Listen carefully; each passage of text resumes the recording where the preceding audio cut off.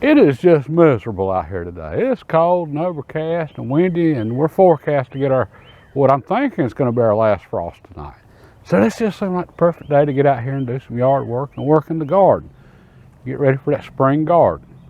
And it also seemed like the perfect time for us to talk about a survival garden, just so you have a basic understanding of what that is.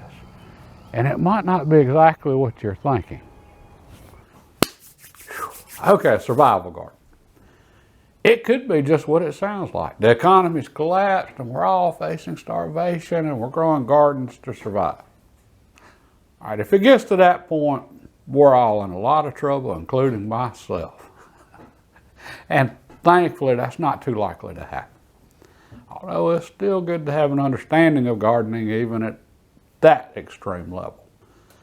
But what is a very real possibility for a lot of us is that maybe we need some help, lowering our grocery bill so that we can continue to make our mortgage payments and keep the electricity turned on. That's a very real possibility for a lot of us, especially if inflation keeps doing what it's doing and what it's predicted to do this summer, with food prices predicted to continue to rise drastically. Gardening could really help out in that situation, and that is a very, very possible situation. All right, so let's jump into this, and what I want to focus on is just getting an overview of gardening from an economic standpoint. So you need to understand the two extremes to really figure out where you need to be between them. The two gardening extremes. You got a hobbyist garden, which is grown purely for pleasure. That's what hobby means, for leisure. So this doesn't even have to produce anything. A hobbyist garden, that could be a flower garden. Right. And then on the opposite extreme is your survival garden. And I mean straight up just, the economy's collapsed, you're growing food for survival. Two extremes.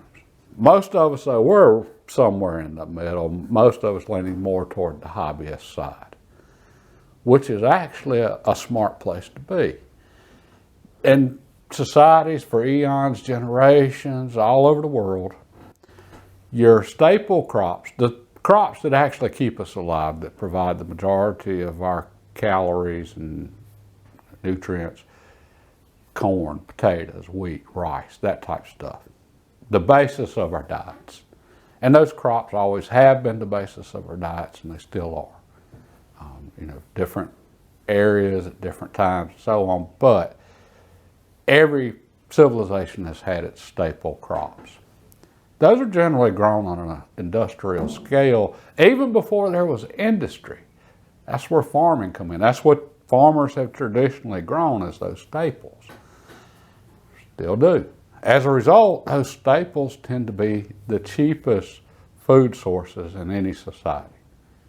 It doesn't get much cheaper than rice or wheat. I say wheat, processed wheat, which is flour, corn or processed corn, cornmeal, potatoes. Very few of us can grow those staple crops any cheaper than we can buy them for. By the time we figure out all that we have to put into growing them, we're just generally better off going to the grocery store and buying those. But then there are those things that people have traditionally grown in gardens, just your luxury items. Okay, tomatoes in the summertime, perfect example. So many of us have grown tomatoes because they're easy to grow, they taste great, and why not? Okay. Well, a tomato's a luxury item. We're not living off tomatoes. Think about Italian cooking. When I mention, authentic Italian cooking, so many of us instantly think of vine-ripened tomatoes turned into some amazing sauce over pasta. The pasta's the staple of the diet. That's where the calories are coming from. That's what keeps you alive. The tomatoes are just what makes it taste good. All right, so that's the luxury item, and that's usually what we grow. Even now, that's what you benefit the most from growing as far as economically, those luxury items. Right now, blackberries in the grocery store, they're $10 for about a cup. blackberries grow wild. All you got to do is go pick them. I remember spending many a summers picking blackberries out in the blackberry field for my grandma. And then she would turn those into jelly, preserves, pies, you name it. Luxury items. Well, that's what people have done for so long, generations. They have grown the luxury items themselves and bought the staples. All right, so you go to an old farmhouse, or any old house just about, where they had, a decent sized yard, they had pecan trees. They had, blueberry bushes. I have blueberry bushes. They had pear trees, apple trees. My great-grandparents, they had 2 pecan trees in the front yard, 2 pear trees in the backyard, along with 3 apple trees. That's what everybody did back then. Well, then the things from those trees, the pecans got turned into fruit cakes for Christmas. And for all of you that love making jokes about fruitcake, all I can say is you've never had a real homemade fruitcake. That is some good stuff. I miss it. The pears, my great-grandma, she turned those into pear preserves. That's the same for the apples, and then they went into pies and so forth. The luxury items. That saved them money at the grocery store, and that's what they grew up doing. Well, what we have to figure out for ourselves is where do we need to be between that straight up just pure survival garden and the hobbyist garden. Right, so as we grow things just because we really like them, well, we're getting into that hobbyist part, or just we like growing whatever. As we start picking things out there that are going to help save us money at the grocery store, now we're getting into a more practical and getting away from the hobbyist side and moving toward the survival side. And even on the staples, there's a lot of staples that we could grow ourselves if we had to. I'm not going to get into all the different ones. I've already mentioned the main ones. But with most of those, there's a lot of extra processing that goes along with it that so many of us just aren't capable of. Myself, if it ever got to that point, I'm growing potatoes. Yeah. I can get 2 crops of potatoes in a year. I can grow a crop in the spring. And with potatoes, it takes roughly 90 days from the time they come up till you've actually got potatoes and they're ready to harvest. So approximately 90 days. And do your spring crop. And then for the fall crop, the great thing about potatoes and carrots too, you can leave them in the ground. All right, they'll store all winter in the ground. That's your ice box right there, and then you can just go get potatoes as you need them. They'll stay fresh, as long as they don't freeze. If they freeze, they're going to turn to mush. So for those of you in really cold climates, you'd want to put some leaves on top of, your potato beds or whatever, just to help insulate the ground. For here, we don't get that much as far as frost. Our frost line, how deep down the ice actually goes when you get a freeze. Our freeze line, it's not very deep here where I'm at. So I don't even need to add anything to my potato beds, and potatoes they're still good in the spring. And then sweet potatoes, that would be another good option for me as far as just from a pure I had to survive standpoint. The problem with sweet potatoes for a lot of you is sweet potatoes, they're about 120 days. A lot of you just aren't going to be very sure you had that much of a growing season before you get a frost. Hopefully that gives everybody a place to start as far as figuring out where you need to be on the extremes between the hobbyist garden and the full-blown survival garden. What's going to benefit you the most? And it's probably going to be that somewhere in between with you just growing some luxuries. Melons for the summertime, that type thing. Things that are legitimately going to save you money at the grocery store. Right, with that said, though, it's a good idea to be able to grow all of it. But understand what you need to do to grow the staples as well, just in case, and just so you have a good understanding of that, an appreciation for what farmers do for us. Now, the problem with most of the staple crops, they take a lot of room. Corn. The more corn you grow, generally the better it does because of the way corn pollinates. Corn takes a lot of room. And in the case of corn, most of us in our hobbyist gardens, we're growing sweet corn, which is, that's the stuff you put on the grill and it's great. And, that's what I'd be growing right now. But in a survival situation, you would want to grow field corn. Yeah, most don't even know what that is. Field corn is not sweet. And that's what's generally, your cornmeal is made out of field corn. All of your processed corn foods and so forth. And then you have all the processing that goes along with so many of the staple crops, such as rice, corn, wheat. Your wheat, a lot of work involved in wheat. You've got to till the ground, you've got to sow the wheat, you've got to harvest it, then you've got to separate the wheat from the chaff, and then you have to have the wheat ground up into flour. Yeah, a lot going on there that most of us just aren't capable of. And that's why I said I would stick with potatoes myself in emergency type situation. But it's good to know all the other stuff. And part of that is understanding space, corn, wheat, how much space it legitimately takes. And potatoes, if you're planning on surviving off of them, you're going to need to grow enough for a while.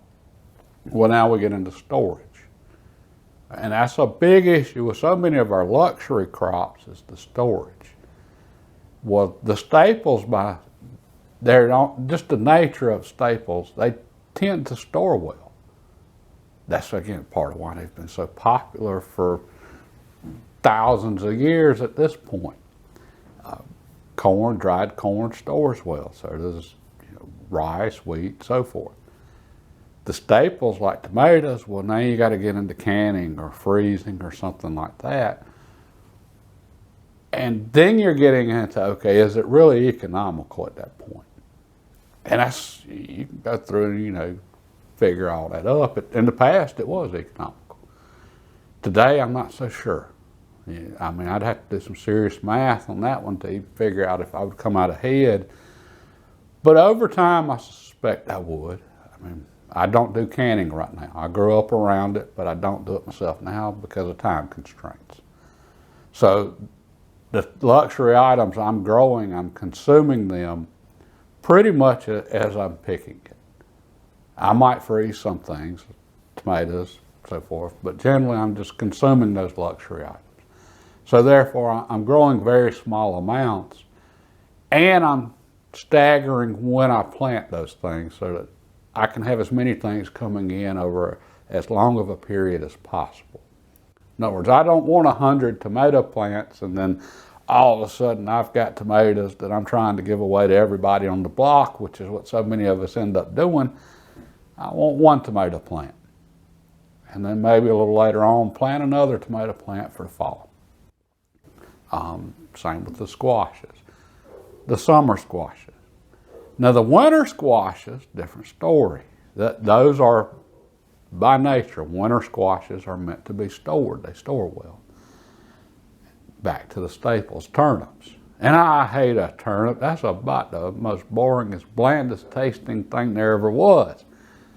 But turnips have traditionally been a staple crop for a lot of people, especially Europeans. What turnips store very well. It's another root crop. And the potatoes, all the root crops store well. Plus, with the turnips, you get the added benefit of getting turnip greens. And I do love some turnip greens. I'm just not big on the turnips. You need to understand all of that. And you need to do some research. And you need to do some actual planning, putting this stuff in the ground to understand it. And to understand your soil and your climate and what your growing season is. But you can do it on a really small scale. Again, don't worry about trying to, have a 3-acre garden out back. A couple of raised beds, and you can do a lot of experimenting and learn a lot. And get some of those things that are just going to help you with the grocery bill. And figure out which crops will. Generally, it's the ones that store the easiest. And it doesn't take long in doing research to see how the ones that actually help you are the things that have historically been popular for people to grow. That's why they grew them. They were still getting their flour, maybe not necessarily at the store. A lot of people did. But almost everybody grew their own apples and pears and that type thing, and unless you were in the city, which for so much of the history, at least here in the U.S., we were an agrarian society. And we didn't become urban until, I don't know, mid-1800s, late 1800s maybe, industrialization. I'm going to say 1920s. And even the people that moved into the cities. Go down Main Street and look at some of those old Victorian houses, and what kind of trees do they have growing in their yards? Pecan trees, a lot of pecan trees. So they brought a lot of that with them when they moved away from the farms and into the cities. We need to rediscover some of that. We need to understand, you know, they weren't just idiots back then. They did what they did for a reason. And we've just had it so well for so long that we've had the luxury of being able to forget what those reasons are. Well, with what we got going on right now on inflation, we're going to get a reminder. All right, a lot of us have probably learned more about money in the past 6 months, or as far as understanding what inflation is and so forth, than, you know, they've ever known. Just because it's an issue once again, and inflation, it's been there. I ain't even gonna get started on it, but it's been there. It just hadn't been really bad since I was young. It's bad again, and it's gonna get worse. And the remedy to fixing inflation's take money out of the system, because what causes it's putting money too much in the system. That inflates the money supply. Well, that's a painful process when they take money out. All right, and that's why I'm mentioning all this stuff now. It's a little heads up and some things to just kind of be thinking about. There's, you know, might be a good time to do some experimenting. I don't know if I said anything there that's of any particular value to anyone, other than just hopefully I got the gears turning and got you thinking a little bit about a garden. And about the only thing I'd add to that right now, grow things that you like. Grow things that you're actually gonna eat. There's so many jokes about, you know, kale going bad in the bottom of the refrigerator. Well, if you don't like kale, don't grow kale. And so many people fall into that trap. They grow stuff they don't eat, they don't like. Now, on the flip side, if you've got a garden, that does encourage you to change your diet and to eat healthier. So if you don't normally grow kale, you don't mind eating it, but you don't normally. If you do grow a little bit, that might encourage you to eat some of it. And also, all right, you need to understand the difference between cool season crops and summer crops. All right, so kale's generally a cool season crop, although it can grow well on into the summer, and you can end up with a 5-foot tall tree from kale. So many of the crops, though, like spinach and turnips, cabbage, all the bradycuses, so cabbage, broccoli, Brussels sprouts, that type of stuff. Most of that's going to be your cool season crops. They're going to be grown in, you know, the fall into late winter. For some of us, they'll grow throughout the winter. Right. They don't do well in summer. All right, and then you've got your traditional summer crops that everybody grows, like tomatoes and peppers, or chilies, depending on where you're from. And that's what I'm getting ready for now. Here in my area, our traditional planting date's Good Friday. And just, that's tradition. And it has to do with the moon phase also. And the reason Easter's on different days every year is because it follows the moon, not necessarily the calendar. All right. Well, that's generally, planting's done by the moon also. So that's why that always worked out real well. And a lot of those traditional things like that, they were tradition because they worked. So, but that's the traditional date for planting your spring, summer stuff. And that's what I'm getting ready for now. And like I said, hopefully our last frost is done with. And you need to understand your last frost date and first frost date. You can go to the any number of websites and look that up just really simply. You need to understand what growing zone you're in. That way you have an idea what's going to grow there, what your growing season is. Again, all that information is easy to find.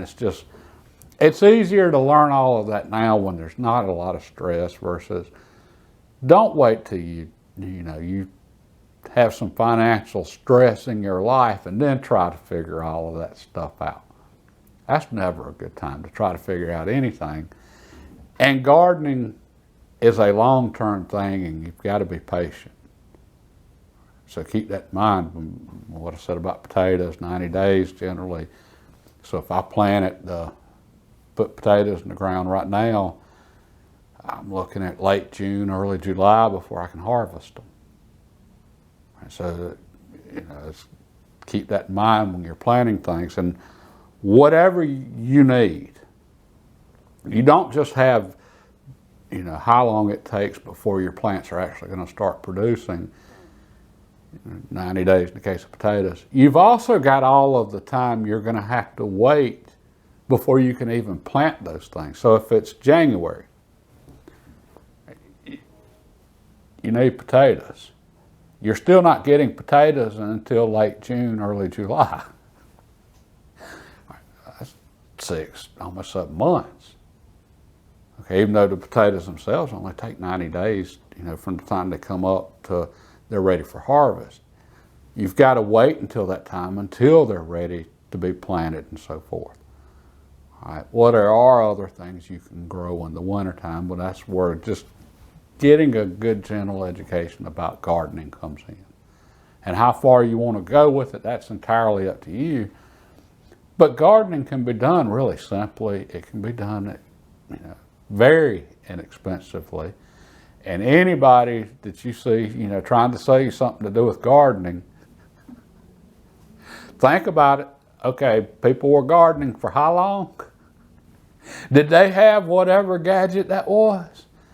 All right, so for all those thousands of years they got by without it, do you really think you need to go buy what somebody's trying to sell you now so it's possible for you to garden it? Just throwing that out there.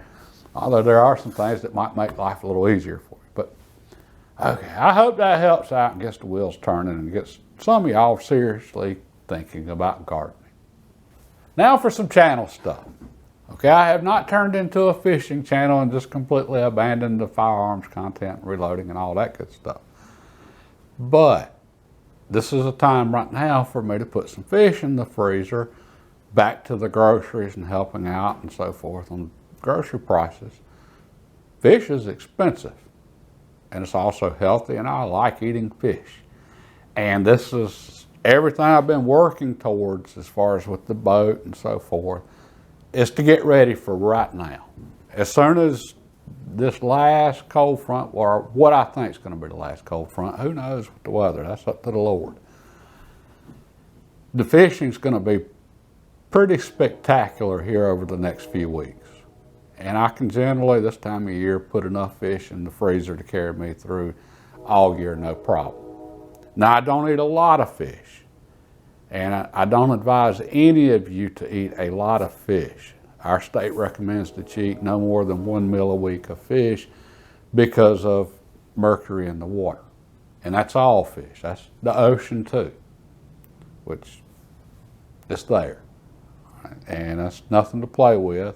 And I heard recently, 6 months ago, someone out in California, you know how they get carried away, but someone decided they were going to do an all-fish diet or something or other, seafood diet, and they came down with mercury poisoning. All right, so keep that in mind and know what your state recommends as far as limits on intake of fish. Women that are pregnant should not eat fish. Again, the mercury content. So, but within reasonable, once a week type thing, it's perfectly fine, or at least I think it is. I'm comfortable with that. All right. Will you figure up a 1 fish meal a week over the course of a year? That's pretty expensive. Go to the store and buy some fresh fish. Yeah. All right, so this is an important time for me to fill up the freezer with fish. Just like the fall's an important time for stocking the freezer with venison, and then throughout the summer with the gardening. Well, for me personally, I'm very fortunate. I'm debt free. As a result of that, my single biggest expense is groceries. So anything I can do to limit that expense, that's money that's staying in my pocket. And with inflation right now, I'm not happy about the inflation. All right, what inflation is a hidden tax, and it's literally the government taking money from you. You just don't even know it. Well, I know it, and I'm not happy about it, and I don't want to give them a dime. I can't help they're irresponsible and been spending money they don't have for a good 20 years now. All right, so yeah, I'm taking this pretty serious, and I'm trying to save them, what I spend at the grocery store. The boat, that was a big expense, a lot of work. I think it's finally ready. We made some progress there. We're holding pressure on the fuel line now. I think we're ready with that new boat.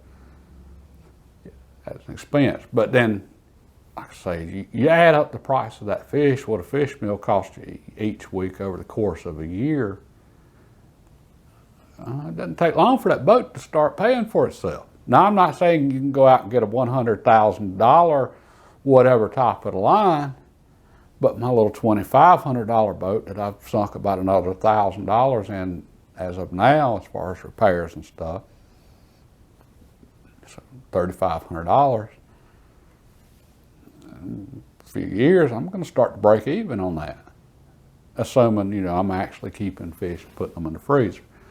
And that's why I've been doing the fishing contents, because that's important too. And that's what the channel as a whole, this is about simple living and not giving away our money and being more self-sufficient and all the good things that go along with that, the improvement and just quality of life in general. How many are stressing about money? Well, that comes from the materialism part and overspending, and life's so much better when you ain't stressing about money. Fresh fish, that's some good eating. And back to the traditional stuff. Fish fries. That used to be a big thing. People would get together and they'd have a fish fry, and neighbors and churches and families and so forth. Well, that's because people could go out and catch a big mess of fish, clean them up, have fish fry. The extras you have at a fish fry to go with fish is, some coleslaw and some hush puppies. Well, coleslaw is made from cabbage, which is cheap, one of the staples, and a cool season crop. Hush puppies, cornmeal, another staple, cheap. Well, you could have a really big gathering, feed a lot of people for very little money, because the most expensive item, you went out and caught it, was just the fish. All right. Again, there's so many of the things from the past, like having a big fish fry, those things weren't coincidences. There's reasons for all that, even if we don't remember what they are. So anyway, trying my best to get on the water. The weather just absolutely, wasn't happening today, but we're trying, and hopefully this is going to be a good week coming up here. God bless, and y'all have a wonderful day.